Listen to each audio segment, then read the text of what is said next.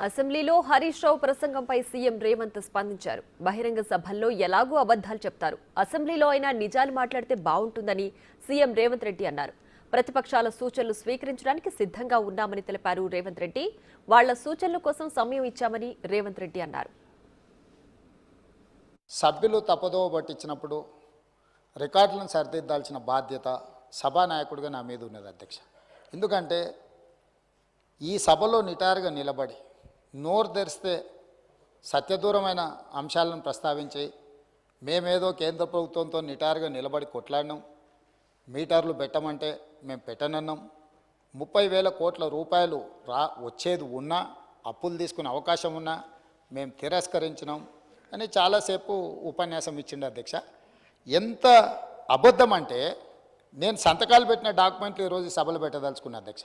వాస్తవంగా వారు ఏమైనా సూచనలు ఇస్తారేమో రాసుకొని తద్వారా ఏమైనా సవరించుకొని ముందుకు వెళ్దామన్న ఆలోచనతో మేము మా సభ్యులందరూ అందరం వచ్చి కూర్చున్నాం అధ్యక్ష.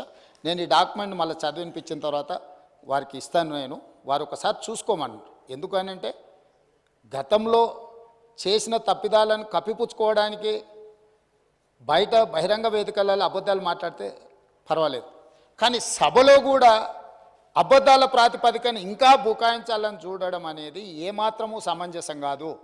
అందుకే ఈ రికార్డులను సవరించడానికి ఈ వాస్తవాలని, ఈ ఒప్పందాలను నేను ఈరోజు సభలో